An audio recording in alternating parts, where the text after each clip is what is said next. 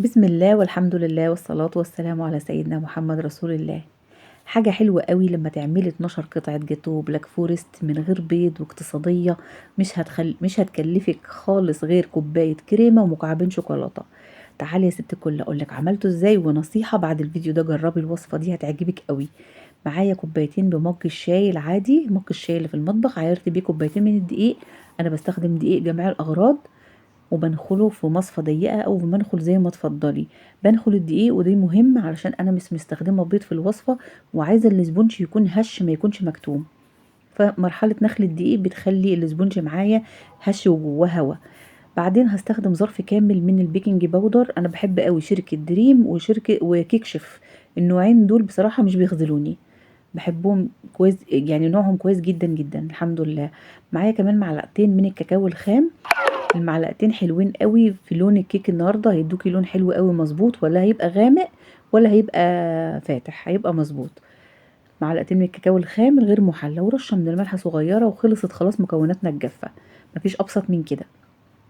هقلب كل المكونات الجافه وهركنها على جنب. وبعدين هنعمل بقى نشتغل في المكونات السائله. وهقول لك كمان النهارده هنعمل الاسبونش من غير خلاط ومن غير اي ادوات كهربائيه. هنعمله على ايدينا بمضرب السلك العادي. كوبايه سكر، نفس الكوبايه اللي عملت بيها الدقيق، كوبايه سكر نفس الكوبايه اهي. هشتغل بيها بقيه المكونات كلها، فعشان كده لما تعايري بكوبايه دقيق عايري بيها كل مكوناتك. يبقى انت كده ظبطتي كل حاجه. عليها كوبايه من الميه السخنه المغليه. هدوب السكر، مستخدمه سكر تمويني عادي. قلبت السكر لغايه ما داب واختفى خالص. بعدين هنزل بشويه من الفانيليا او نص معلقه من الفانيليا البودره او الفانيليا السايله، اللي تفضلوه بيديله للكيك ريحه حلوه جدا. النهارده بقى مش هحط زيت في الكيك، هحط معلقتين كبار من السمنه. طبعا عايزه تبدلي معلقتين السمنه ومعلقتين الزيت عشان تعملي صيامي حلو جدا. عملت كيكه قبل كده بالشوكولاته بصوص شوكولاته اقتصادي خالص، ما استخدمناش فيه شوكولاته، على القناه. عملته بالزيت، هسيبلك لينك الوصفه تحت في صندوق الوصف. وعملت برضو تورته من غير بيض ومن غير سمنه، برضو هسيب لكم اللينكات تحت.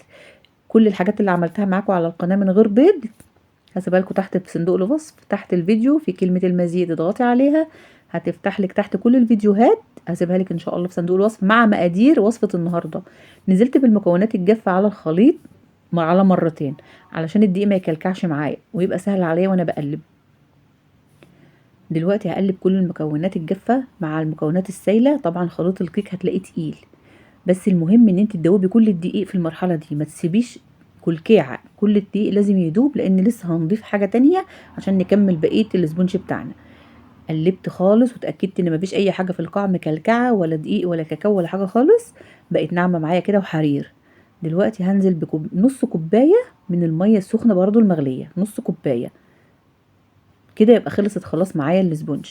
وزي ما قلت لكم، عايزه تبدلي معلقتين الكبار من السمنه بالزيت عشان تعمليها صيامي، مفيش اي مشكله، هتطلع برضو معاكي تحفه. زي ما عملناها في الكيكه اللي قبل كده برضو بالزيت.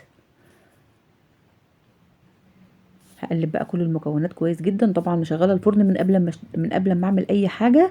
الكيك اللي من غير بيض ما تخافوش منه، الكيك اللي من غير بيض ناجح جدا وطعمه حلو قوي قوي كمان.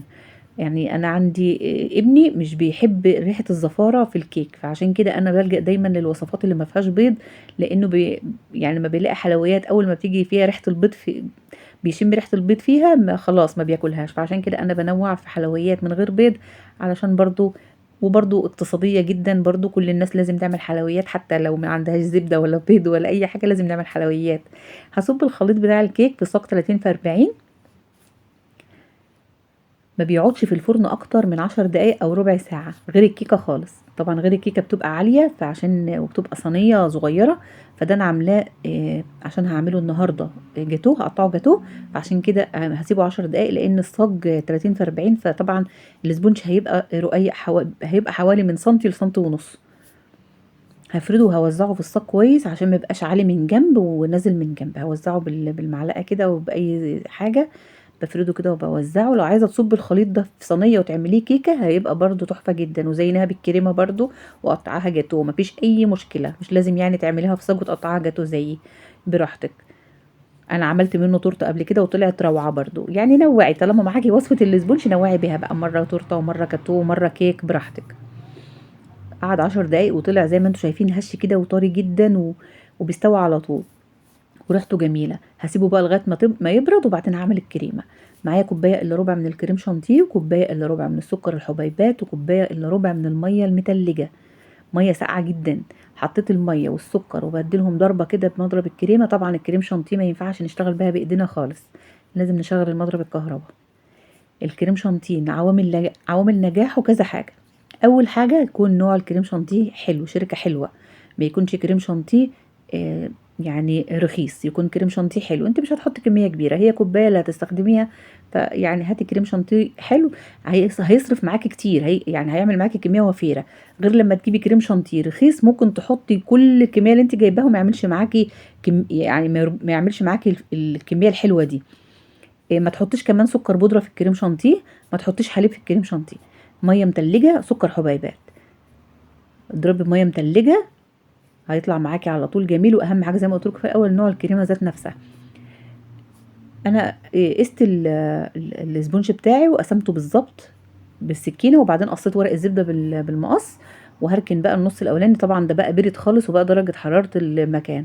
هشيل بقى ورق الزبده من تحت، قلبته على وشه وشلت ورقه الزبده بكل سهوله، وبعدين رجعتها تاني على ظهرها، وهوزع شويه من الكريمه. شايفين الكريمه حلوه جدا ومتماسكه وما شاء الله، يعني بتعمل كتير، عشان انا مستخدمه الحمد لله كريم شانتيه حلو، نوع حلو.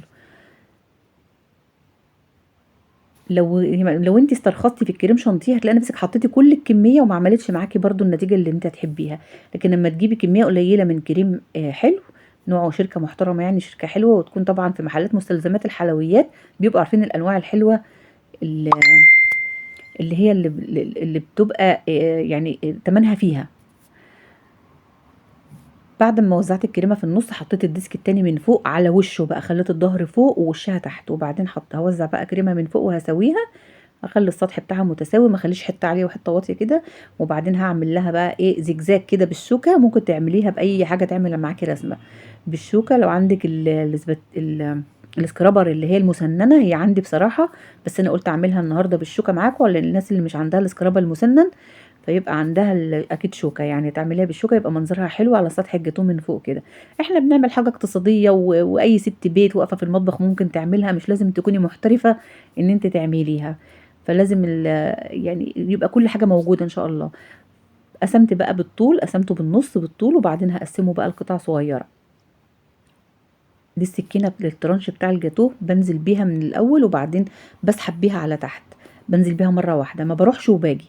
وبعدين قست برضو بالمسطره كل قطعه. انا قطعت حوالي كل قطعه 5 سنتي. بسم الله ما شاء الله، الصينيه عملت معايا اما حطيتهم ديسكين فوق بعض عملوا 12 قطعه.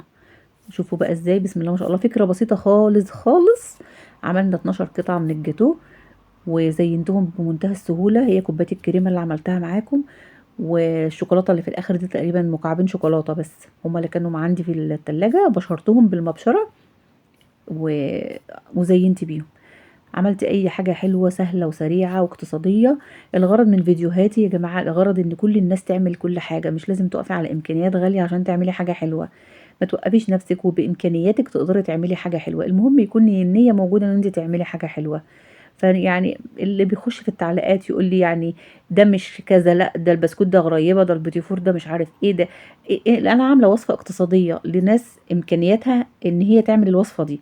حضرتك لو عندك امكانيه تشتري زبده، تشتري حاجات خامات غاليه، في شيفات بسم الله ما شاء الله عاملين وصفات يعني حدث ولا حرج، تقدري تستفيدي منهم احسن كمان من الوصفه بتاعتي لو تحبي. الوصفه بتاعتي اقتصاديه للناس بتدور على وصفه اقتصاديه. وادي الجاتوه بعد ما زينته بمكعبين الشوكولاته وعملت عليه روزوتات من الورد. اتمنى ان الوصفه النهارده تكون عجبتكم، ولو عجبتكم فيديوهاتي نوروني واشتركوا في قناتي، واعملوا لايك للفيديو لو عجبكم، واتفرجوا كده شويه في القناه على الفيديوهات اللي عملتها. وما تنسوش تجربوا الجاتوه النهارده، تحفه جدا جدا، ان شاء الله يعجبكم. بصوا مش هتشبعوا منه بجد، بيدوب كده. اشوفكم ان شاء الله في فيديوهات تانية، في حفظ الله.